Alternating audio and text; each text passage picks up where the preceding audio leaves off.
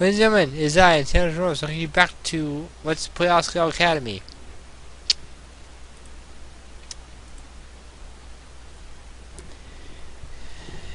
Move mouse off the thing would not change anything. Good thing I'll probably get rid of it.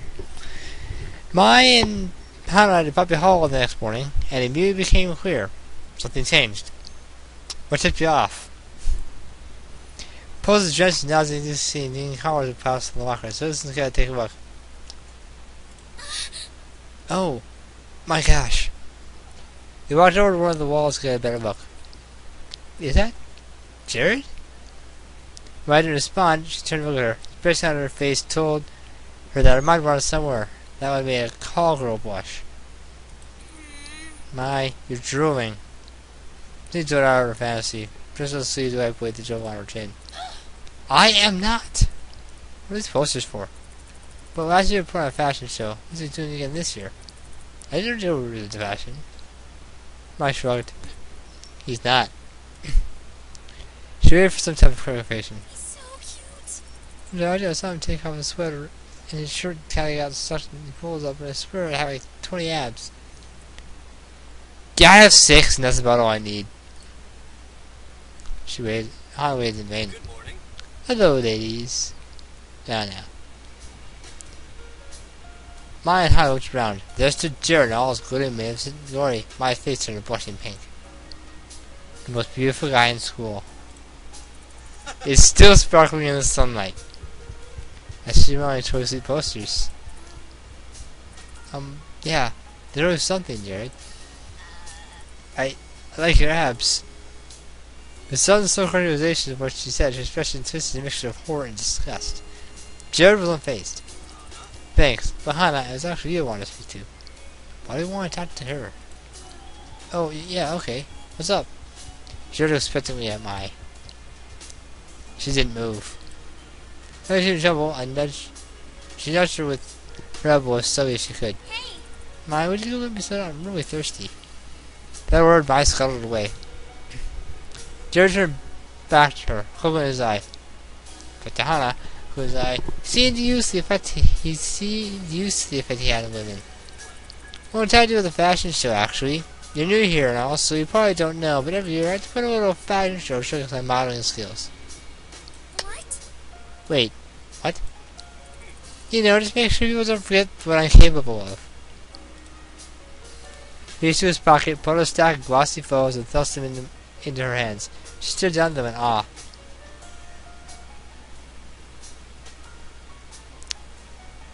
She went through them, starting to notice a pattern.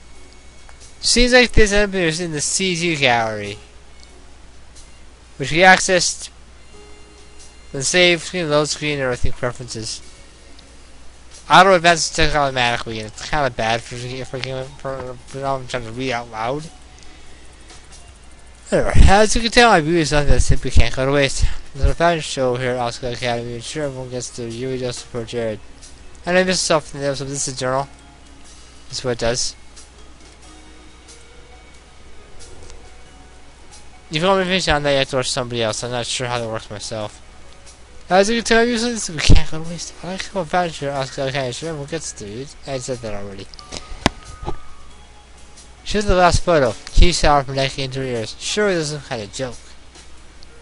She held the jacket pose back at him, wiping her sweaty palms against her skirt. What does that have to do with me? That might have been a touch rude. Jared was with us and Bruce smiled. I think you have potential, Hana. He started leaning close to her. So was the fact that he could smell his cologne. Mr. Noah with the sense and ham? Potential for what exactly? Jared stood his mouth so close to her ear. She flew his seat. For greatness. Reached through his shirt pocket and drew a small slip of paper. With curving hands, she accepted it. My card. It was on the bottom. If you're interested, I can teach you a thing or two about modeling. She held the card in her hand, feeling that if she was away, it would disappear. By the time she had her face again, Jared was gone. Who is he? She had her class. Business cards stranded to death in her white-knuckled hand. By the time she got to the moving student into the classroom. Ma was sitting at her desk, face down and completely still. Hana took her seat and twisted around to poke the dejected Mai-shaped heap. She didn't budge. Mai? Mai? She muffled groan of despair. Social disaster. No, you're not. She tried something comforting, but she was never good at this sort of thing. Mai finally her head from her desk. What's that? She wrote the business card that was still in her hand. It was still in Hana's hand. She stood in front of her. Maya pleaded for a long minute with a blank face, as if I said rare effect in front of her that she didn't actually believe was real. Then her eyeballs pulled together. He gave you his number! Well, yeah. Sort of, I mean, not really. He said to call if I wanted him to teach me how to model like him. It was embarrassing to even say it, the words felt awkward in her mouth. The moment she said them out loud, she wished she could grab the back and swallow them. She might give her once over for making an off-the-cuff comment about how she was near pretty enough to be a model. But she didn't. Yeah. Kay totally wants to get with you. Tone was so matter-of-fact, she gaped. So matter-of-fact, Hana gaped. What? No, he doesn't. Why would you say that? Bingo. Can't I take enough sex ed classes and then I fully want to until I fully want to. You don't teach that in sex ed. This is that at all, actually.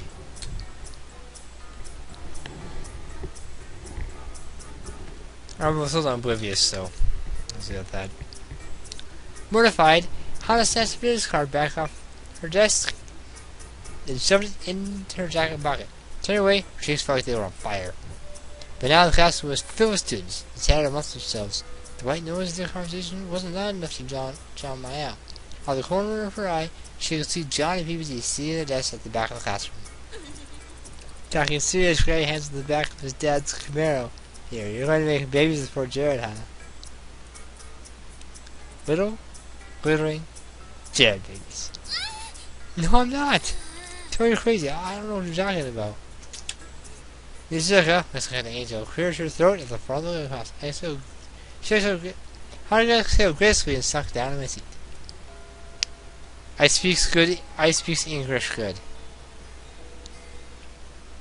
My good is my grammar perfect. The class fight ended. Mai and Hana headed for the cafeteria. Instant forgotten in her hurry attempt to explain to Mizuka's scandalous last relationship. Sure.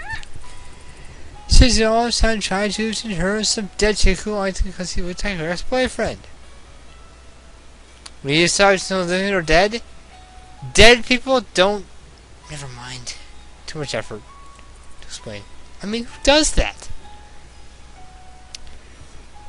They got their food and waited in the middle of the room, looking at the Nobles table. Neither of them wanted to go up and down a seat, especially after looking away in the day before, where they changed their minds. But Sash noticed them standing across the room, waved us over. Hey girl, how's class? Oh, you know, normal? Like the boots? Sash nodded and turned away, having been in the middle of talking to Josh. That was awkward. So I think he treated her. She didn't know how to talk to him, or any of them. She took out the table and walked out of the fusee, stared at her like she was a baby German shepherd. You. Alright. Cookies! What? Oh, sick. Cookies? You're the best, Gerard. Paul spinning out his chair, having a taco Gerard. Well, calm down, some other cookies go around. Gerard started passing cookies around the table, paused. You back again? Looked at Mai and Hana. Hana tried to ignore this point on his face. Well, here. Hand the meat cookie, then headed back across the area. Still the smell of chocolate just melting in the warm cookie. Did you not want them there? But he was so nice yesterday. She didn't want to eat the cookie. Not if she was going to be as two-faced as that. Hey! Where's your walking next time? She withdrew out next to a short skinny boy who was holding his tray above his head. I'm sorry, I'll be more careful. Oh, you. You're from Normal Boots. Wait, you gotta play, you're being a kid, aren't you? The boy sneered. How the hell are you ready to look like that? They're my friends. playing with those stupid dolls. You're an embarrassment.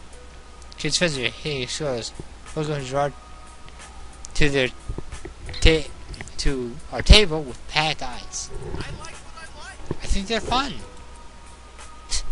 Whatever. Kills off by his friends. Gerard came back and sat down at the table. That was weird. Gerard sat down and began happily munching on his cookie, looking for all the world that he didn't even care what just happened. Hans kind of carried the boy who heckled him and found him sitting alone on the table, head in his hands, his friends left him behind. What was that about? Oh, that? I used to get it all the time. I collect itty bitty cake figurines. You know the kids show with the 5 kids living in town? Sounds like something I just could never get into. That some of my friends seem to enjoy watching. Huh. They're supposed to have bad powers, but whatever. I got the figurines. They're so cute. There's a lot of them. One's Mrs. Pumpernickel. She's the rarest. Of course. Why not? But why is that guy making fun of you? Does it bother you? She's afraid of being a bad feeling, but Gerard shook his head. That's kind of weird, right? Teenage vocating toys meant for little girls.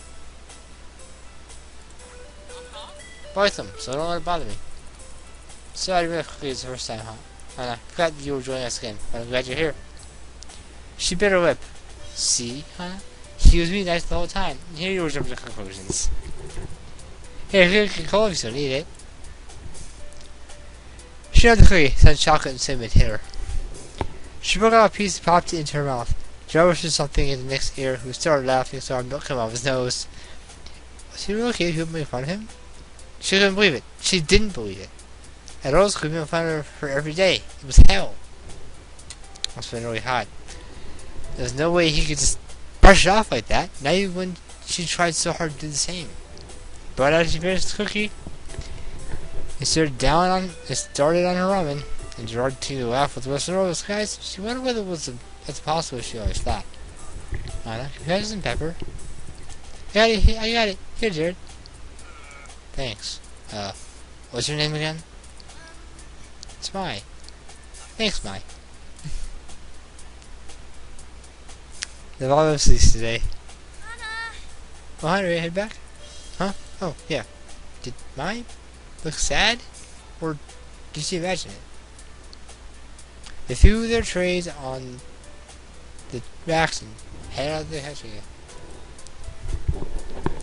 As they waved their rowboats, and Jared drew way back, a sudden pain hit her stomach. Was it guilt?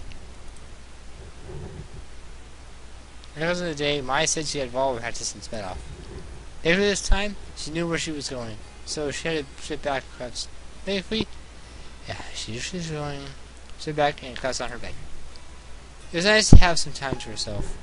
After everything that happened, she felt like she was going crazy. She was used to relaxation. She didn't have a computer or TV, and the book set Dave was really good, but sometimes a bit hard to read. Instead, she took out her phone and started flipping through the App Store. Nothing really looked good. Wait, what was this? She sat up.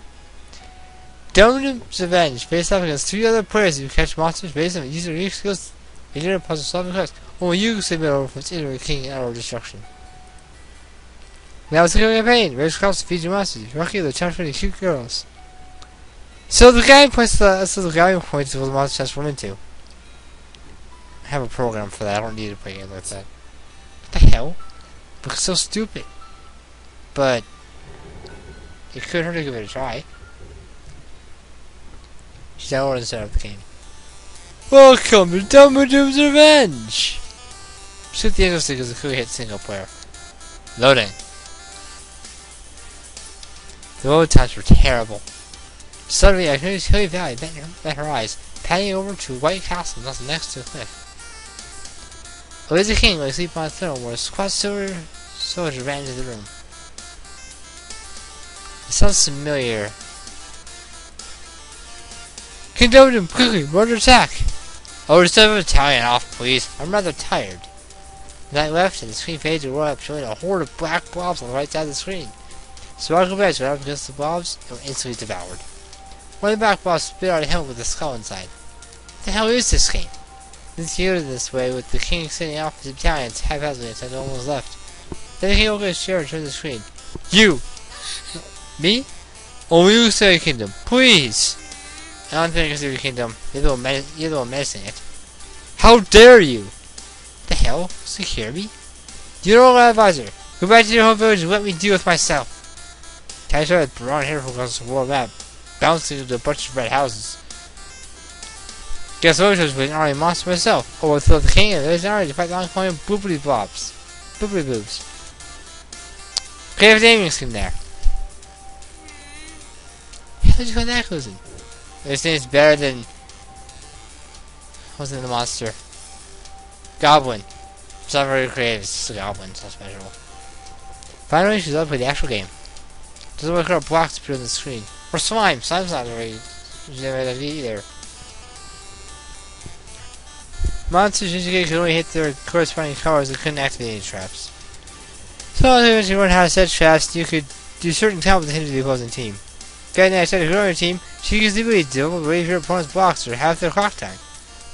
But that job for you too, you use as asset by the opponent. Not to mention that certain color combinations between girls and monsters add to unique abilities. You can always fight your monsters and beat them things. How the heck must remember all of this? She the first 2 times to quickly get the hang of it. So there's will be adaptable maintain fast strategy after all. Like Tetris attack. Probably started to hurt and she was at the time. 8 o'clock? It's been 4 hours? She read to do. She had a textbook and put the radio on and began to read. There are many tales of times the moon has fallen on other planets, the most powerful being the myth of Termina. However, these myths have never proved more than a hallucination. So what's the references? There's a lot. I'm sure you know that one. If you don't, feel free to Google Termina. I'm sure it'll come up with something. Her eyes put over her Shami's textbook and she yawned. The cigarette piece floating from her radio made her want to go to sleep, and she took the idea of going across that finishing and reading. I never read the books. You decided to read this chapter. I never did. Read this book. I never did. It didn't feel like it. How many times the moon was supposed to fall, especially when time travel was involved. Yeah. Hannah! I burst into the door. Before myself across the room and grabbed her radio and grabbed Tom's radio. Hey, where have you been? What are you doing? Give me a second, we're missing it. There we go. But I swear the dog was living worst. Unless I need a bird, just like all the dogs. Watch your tongue. What is this? Shh. It's time to come make an official announcement. Daisy knows every year, the Nobles Club will be putting in a video game tournament. Yeah. Woohoo! Yay! This video applies though there were a crowd of 3 people. Mahana shot a puzzle glance at me. I was surprised this year, and best luck to our competitors. You guys are going down! And now for some music.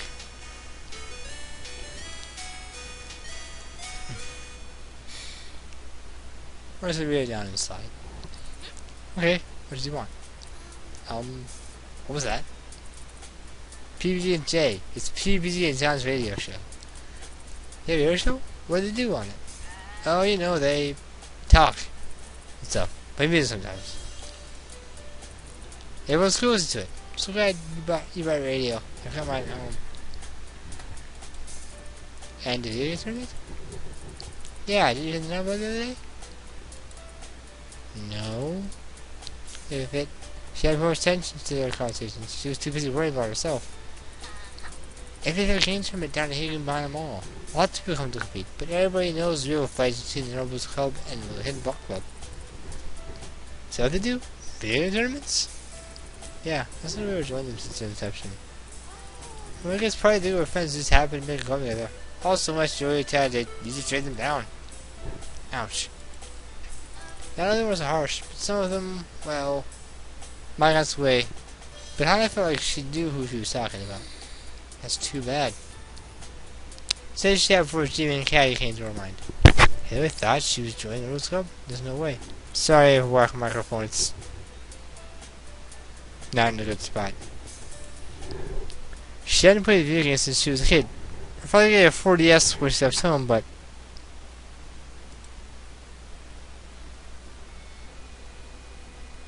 the night before she left for Asagao, Renee came to visit her in her room.